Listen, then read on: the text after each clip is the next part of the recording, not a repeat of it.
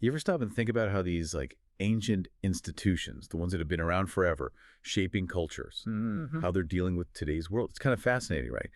Things that felt permanent now seem to be facing huge challenges. Okay, so let's unpack this a bit. Today we're doing a deep dive right into that idea, focusing on one really significant example, the Catholic Church. We're looking at the decline, the challenges it's facing. And this isn't just about religion numbers. It tells us a lot about shifts in society, values, everything. Exactly. And the main thing we're digging into today is this really powerful article. It's called Excerpts from the Waning Flock: Challenges to Catholicism's Future. You can find it over at www.epistles.online. It gives a pretty stark, sometimes critical look at things. Our mission, basically, is to pull out the key takeaways, the really important bits of insight from this piece. We want to help you, the listener, get a solid grasp of what the article reports about Catholicism's current state, and maybe more importantly, understand the solutions it puts forward. Right. The goal is for you to get a clear picture, understand the data, what it all means, without getting totally bogged down. We want those aha moments. And honestly, when we get to some of these numbers and the sources analysis, well, that's where it gets really interesting. You'll want to stick around for this part.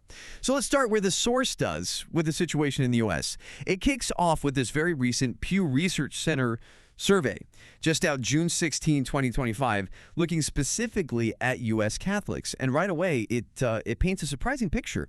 It found that almost half of U.S. adults, 47%, which is huge, say they have some kind of connection, personal or family, to Catholicism. But here's the kicker the source highlights. Only 20% of U.S. adults are actually practicing Catholics. Yeah, that's a massive gap. 47% connected somehow, but only 20% practicing. The source really zooms in on this difference straight away. And that other 27%, the article breaks it down. They're former Catholics, or maybe people who identify culturally, Catholic because of family, but not really practicing. Or maybe they just have relatives who are Catholic.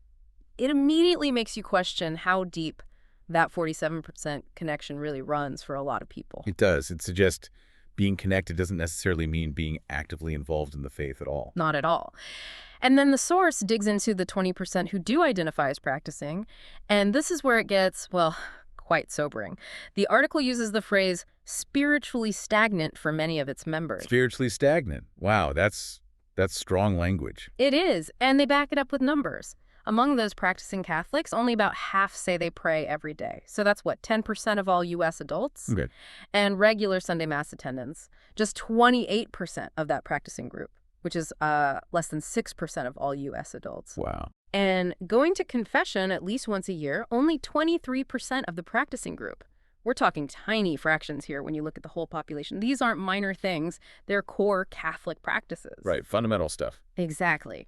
So the source looks at this and concludes that the kind of spiritual energy, the consistent practice that may be used to define Catholicism, it seems to be fading, even among the group that still identifies as practicing. It really does suggest a disconnect, doesn't it, between saying I'm Catholic and what that actually looks like in daily life, even for the most committed ones. Precisely. And the article finds more evidence for this disconnect, this stagnation, when it looks at how people approach the Eucharist, a communion. This is the absolute center of Catholic worship. Get this. Even among the Catholics who do go to Mass every single Sunday, a majority, 62% now prefer to receive communion in the hand. Only 21% choose the traditional way, receiving on the tongue. Okay, I've definitely noticed that trend myself, but what does the source make of that? Well, the article puts it very pointedly. It says, this is a shift that perhaps reflects not just a change in discipline, but a change in belief and reverence. The implication is pretty clear. So it's not just about how you receive, it's about what you believe you're receiving. That's exactly what the source suggests. That maybe, for many, the act has become less about this incredibly profound, reverent encounter with what Catholics believe is the real presence of Christ, and maybe more of a casual ritual. The article argues this points to a potential weakening of belief in that core doctrine, the source and summit of the faith. Less reverence, it suggests, signals a potential shift in underlying belief, which impacts the spiritual health of the church. That's a really significant interpretation the source is offering there, that an outward change might signal something much deeper going on internally. And then there's this statistic the article calls the most painful, the exodus. Yeah, painful is the word they use. And the number is stark, 43%. 43% of all U.S. adults who were raised Catholic no longer identify as Catholic today.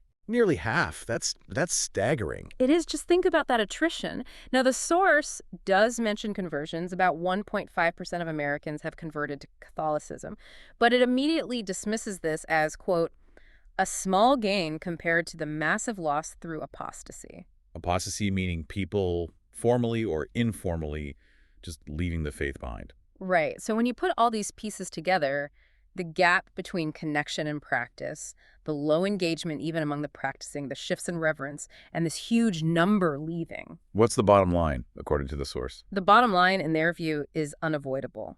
The church is losing more members than she is gaining, and its influence is shrinking even among those who were once in her fold.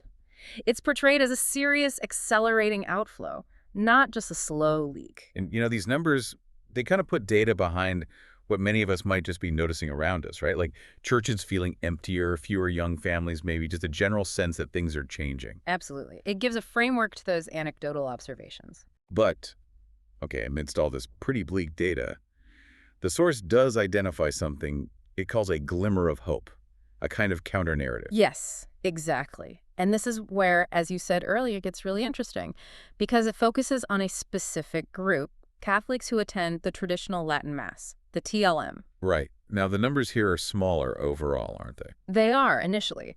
The source states only 13% of Catholics have even attended a TLM once in the last 5 years. And within that group, there's a core of about 2% who attend TLM every single week. So 2% weekly. That sounds tiny compared to the whole Catholic population. It does sound tiny. But the source argues you can't just look at the numbers. You have to look at the characteristics of these attendees.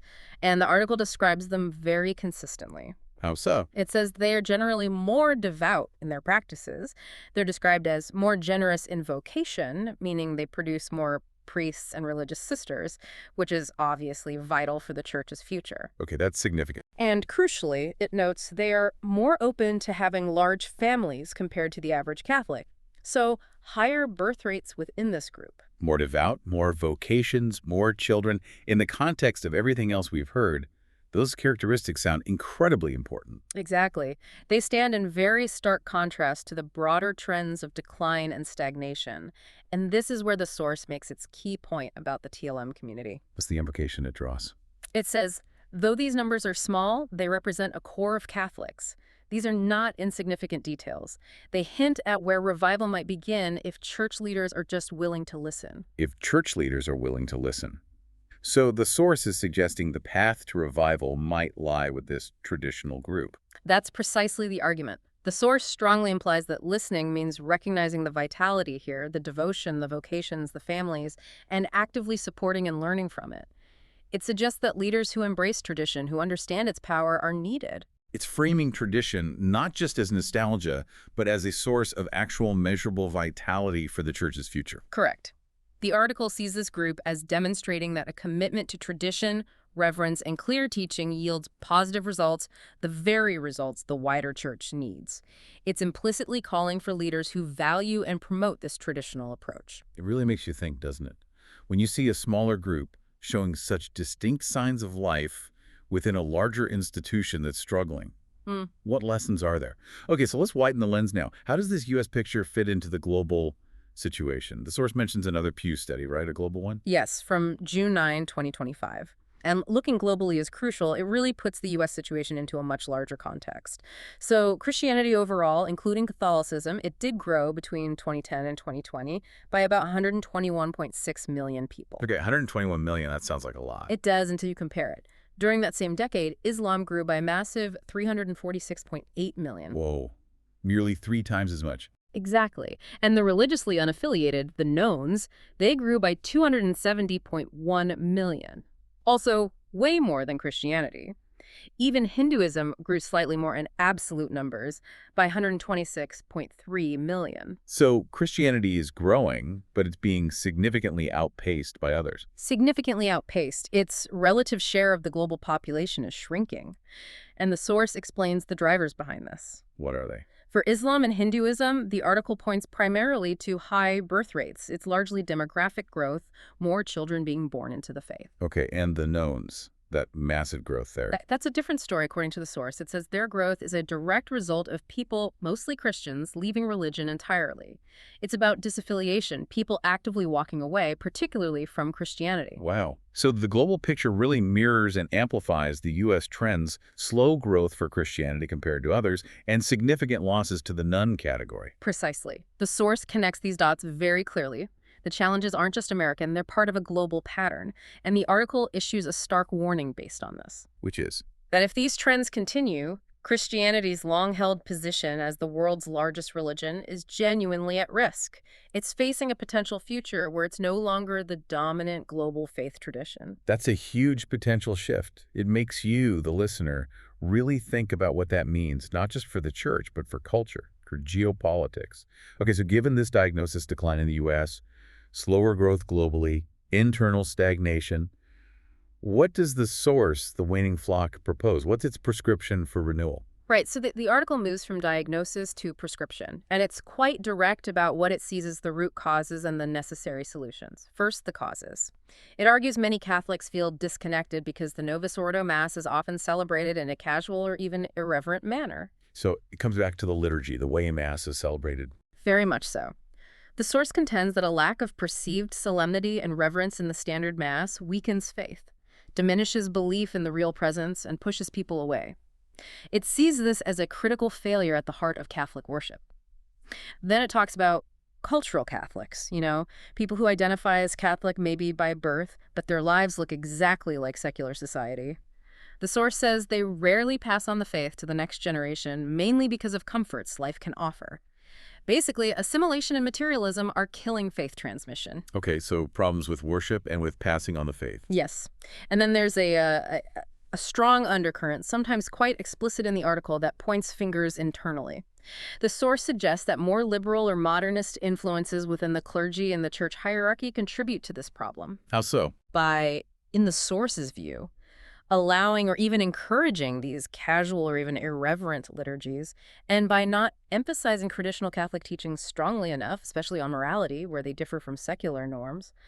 The article uses very strong language suggesting these elements are effectively ruining the church from within by failing to uphold fidelity to tradition. Wow, ruining the church from within. That's a heavy charge the source is making. It is. It's portraying it as a failure of leadership, a departure from the necessary fidelity that has weakened the church internally, making it more vulnerable to external pressures and causing people to drift away. Okay, so that's the diagnosis from the source's perspective, a pretty critical one. Yeah. What about the solutions? What's the strategy for survival and thriving? The core strategy proposed is really twofold, but deeply interconnected. First, demographics. Encourage larger families. The source sees this as fundamental. You need people. You need the next generation being born and raised in the faith. Makes sense, given the birth rate issue. Second, spiritual revival. Refresh the spiritual lives of the faithful through solid catechesis. This means clear, strong teaching of the faith, not watered-down versions, building a resilient faith that understands its foundations. But crucially, the source insists, all of this should start with worship. It comes back again to the Mass. The Holy Eucharist, being the source and summit of the Christian life, must be treated with utmost reverence. This is presented as non-negotiable, the absolute starting point. The foundation for everything else. So how does it suggest reforming worship practically? It offers two main paths. One, making the Novus Ordo more reverent, so reforming the standard Mass to increase its sense of sacredness and solemnity.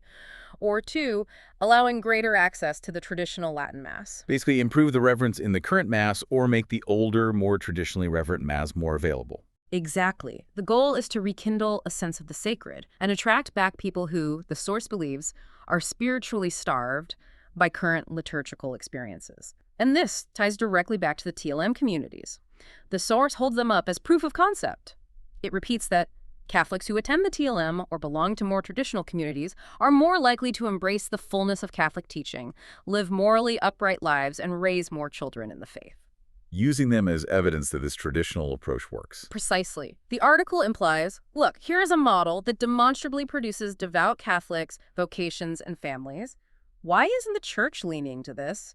It implicitly calls for leaders, often framing it in terms of strong, perhaps more masculine, tradition-loving figures who will champion this approach, who understand that fidelity to tradition is the key. So the source sees the evidence right there within these communities, Right. but it also offers a pretty severe warning if things don't change, right?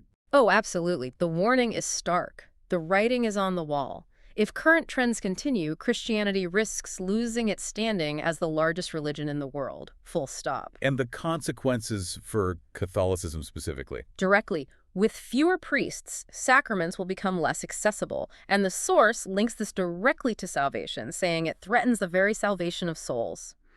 Fewer priests means less access to Mass, confession, the sacraments needed for spiritual life, according to Catholic teaching. That's about as serious as it gets from their perspective. It is, and the ultimate, almost apocalyptic warning from the source is this. Without renewal, Catholicism may one day become just another chapter in the history books, a relic of a once great civilization. Just fading into history. A powerful, almost frightening image for such an enduring institution. Definitely meant to be a wake-up call. But interestingly, after painting this incredibly grim picture, the article doesn't end in despair. It pivots to hope, but a very specific kind of hope. Oh, so? It says, "But God is faithful." It expresses a prayer that God will raise up new prophets rooted in sacred tradition to lead his people back to the fullness of the faith. So hope is placed in divine intervention, but channeled through leaders committed to tradition. Rooted in sacred tradition. That seems key to the source's vision. Absolutely. And the final plea sums up its entire argument. May he grant us the courage to preserve what has been handed down and the wisdom to see that true reform begins not with compromise, but with fidelity. Fidelity, not compromise. That's the core message. Unmistakably. The source argues that adapting to the modern world through compromise is the path to decline. True reform, true revival, in its view, requires courageously holding fast to tradition, to doctrine, to reverent worship, led by strong, faithful, tradition-minded leaders. That's the essence of its prescription. It really does pull everything together. The critique, the proposed solutions, the warning, and this final call for unwavering fidelity to tradition as the only way forward, according to this specific source. So wrapping up this deep dive, we've really dug into the challenges the source, the Waning flock, lays out for the Catholic Church. We saw the stark U.S. numbers, the spiritual stagnation concerns, the bigger global picture where growth is lagging. We looked at the source's diagnosis pointing fingers at liturgical casualness, cultural assimilation, and implicitly at modernist trends it sees as weakening the church from within. And we explored its solutions centered on reverence, tradition, solid teaching, bigger families, and this unwavering call for fidelity, not compromise, as the path to renewal. Yeah, and connecting all that, thinking about the bigger picture. The source really leaves you wrestling with a tough question. What does fidelity actually look like for an ancient faith in today's world? Is it the strict preservation the source advocates for? Or is there a way to be faithful while adapting? And the stakes, as the source presents them, are incredibly high. What does it mean if an institution that has profoundly shaped Western civilization, and indeed global history, faces the possibility of becoming, as they put it, a relic? It forces you to think about tradition, change, and what survival really means for institutions like this in the 21st century. Definitely a lot to think about. For more insights, and if you want to read the original article, The Waning Flock, that we've been discussing, you can find it at www.epistles.online. Check it out. And of course, if you found this deep dive valuable, make sure you subscribe to the deep dive wherever you listen to your podcasts. That way you won't miss our next conversation. Thanks for joining us.